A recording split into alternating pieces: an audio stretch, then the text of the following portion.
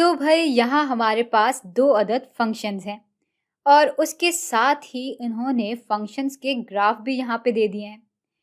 तो भाई इन दोनों ही फंक्शंस में डिस्टेंस यानी फासले और टाइम यानी वक्त के बीच का ताल्लुक दिखाया जा रहा है। मतलब ये डी फासले को दिखा रहा है और ये जो है वो टी को दिखा रहा है यानी वक्त को।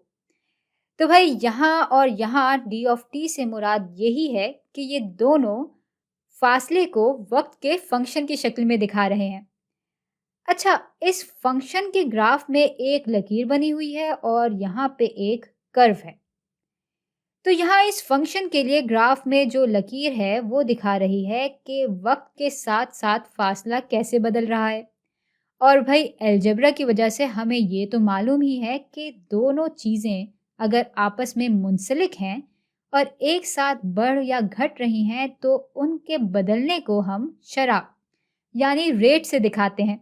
और जब इस किस्म का ग्राफ होता है जिसमें एक ऐसी लकीर होती है तो जो रेट ऑफ चेंज है वो हम लकीर की ढलान यानी स्लोप या ग्रेडियंट के मदद से मालूम कर सकते हैं। क्योंकि भाई ये ढलान असल में दिखा ये रही है कि फ़र्ज़ करते हैं कि जब वक्त इतना बढ़ा तो फासला इतना बढ़ा। यानी अगर इस सूरत में वक्त हमारा 1 सेकंड से 2 सेकंड पे आया यानी वक्त में तब्दीली आई, जिसको मैं इस निशान से दिखा रही हूँ, वो 1 सेकंड की है। और इस 1 सेकंड में फासला कितना तब्दील हुआ वो मैं यहाँ से मालूम कर लूँगी।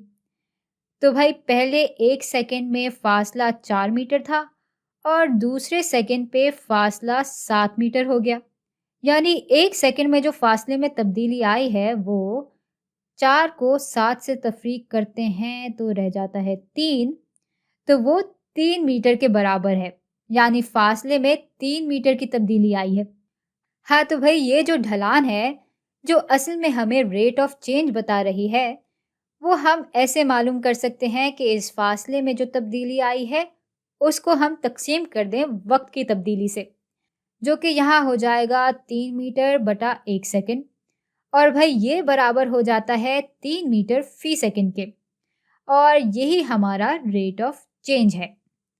भाई अब अगर आप थोड़ा गौर करें ना तो मुझे पूरा यकीन है कि अब तक आपको एहसास हो चुका होगा कि ये रेट ऑफ चेंज यहाँ असल में रफ्तार यानी स्पीड को दिखा रहा है। और हाँ, एक ख़ास बात ये है कि ये जो रेट ऑफ चेंज है इस लकीर के लिए या इस लीनियर फंक्शन के लिए, वो इस लकीर के हर नुक्ते पे यही 3 मीटर फी सेकंड का ही रहेगा। यानी इस लकीर की ढलान किसी भी दो नुक्तों के बीच में यही रहेगी। भाई अब हमने इतनी लंबी गुफ्तगू कर डाली, लेकिन सच बात यह है कि इनमें से कुछ भी हमारे लिए नया नहीं है। ये सब तो हम वैसे ही अलजेब्रा में देख चुके हैं। पर अगर हम इस फंक्शन पे आएं, तब हम कुछ नई और मज़ेदार बातें जान पाएंगे। और भाई सबसे पहली मज़ेदार बात तो ये है कि इस फंक्शन में रेट ऑफ चेंज हर नुक्ते और हर वक्फे के हिसाब से बदल रहा होगा। और भाई इसको हम तफसील से तब समझेंगे जब हम डिफरेंशियल कैलकुलस पे आएंगे। लेकिन भाई इस वक्त हम जितना भी इसको समझेंगे वही हमारे आगे चलकर काम आएगा। तो भाई किसी भी नुक्ते पे अगर हम इंस्टेंटेनियस रेट ऑफ चेंज यानी फौरी रेट ऑफ चेंज देखेंगे इस ग्राफ में, जैसे हम यहाँ की ले लेते हैं जब ग्राफ बिल्कुल शुरू ही होने वाला है, तो यहाँ ढलान कुछ इस तरह से बन रही है जो कि एक टेंजेंट लाइन की ढलान जैसी लग रही है। और अगर हम इस नुक्ते पे फौरी रेट ऑफ चेंज देखें तो यहाँ स्लोप या ढलान कुछ ज़्यादा ही ढलकी हुई लग रही है और यहाँ ये और भी ढलक रही है और यहाँ पे ये और भी ज़्यादा ढलक रही है।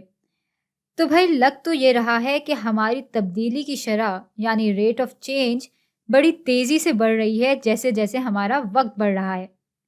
अब भाई फौरी या इंस्टेंटेनियस रेट ऑफ चेंज को कैसे निकाल सकते हैं वो हम आराम से बाद में देखेंगे।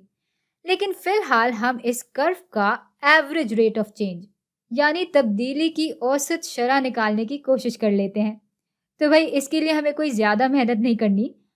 हम बस अलजेब्रा वाले औज़ार उठाएंगे और उससे अपने मतलब का काम ले लेंगे। भाई अब जब हम एवरेज रेट ऑफ चेंज के बारे में सोचते हैं तो साथ ही साथ हमारी सोच में सीकेंट लाइंस आ जाती हैं। हाँ भाई, वही सीकेंट लाइंस जो हमने ज्योमेट्री में पढ़ी थी। चले, अपनी आसानी के लिए हम दोहरा लेते हैं। भाई सीकेंट लाइंस वो होती हैं जो कि किसी भी कर्व के दो अलग अलग नुक्तों पे जाकर मिलती हैं, यानी इंटरसेक्ट करती हैं। जैसे अगर मैं एक सीकेंट लाइन बनाऊं तो फर्ज करते हैं कि ये कर्व से तब जाके मिलती है जब वक्त 0 होता है, और एक दफ़ा तब मिलती है जब वक्त बराबर होता है 1 सेकंड के।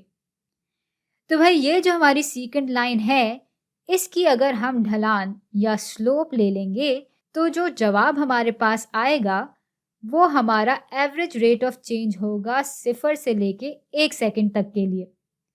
तो भाई सीकेंट लाइन की स्लोप यानी ढलान बराबर हो जाएगी फासले में तब्दीली बटा वक्त में तब्दीली के, और वक्त में तब्दीली 1 सेकंड के बराबर है, और फासले में जो तब्दीली है वो बराबर हो जाएगी 2 माइनस 1 यानी 1 के।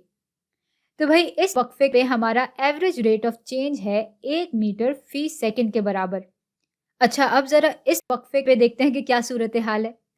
तो भाई यहाँ वक्त बदल रहा है 2 सेकंड से 3 सेकंड में, तो वक्त में तब्दीली हो जाएगी 3 माइनस 2 यानी 1 के बराबर, और फासले में तब्दीली हो जाएगी, पहले टी की जगह रखते हैं 3 को, तो डी बराबर हो जाएगा 3 की ताकत 2 यानी 9 के, और इसमें हम जमा कर देंगे 1, तो ये हो जाएगा 10 के बराबर, और फिर इससे माइनस कर देंगे डी की उस वैल्यू को जो हमें मिलेगी जब हम इस फंक्शन में 2 इनपुट रखेंगे।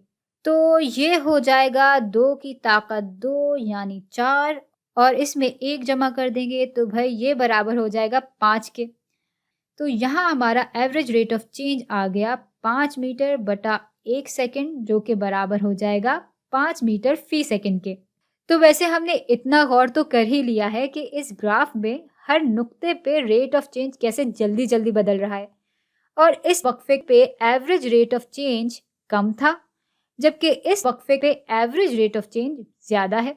और भाई अगर हमारे पास बहुत ज़्यादा वक्त होता तो हम एक एक सेकंड के वक्फे के बजाय आधा आधा सेकंड लेते, या शायद उससे भी छोटे वक्फों पे चले जाते एवरेज रेट ऑफ चेंज निकालने के लिए। लेकिन चूंकि हम शायद फितरी तौर पे ही कामचोर हैं, तो अगर इस तरह भी बात समझ में आ गई है तो छोड़े, कभी और एक्सपेरिमेंट कर लेंगे।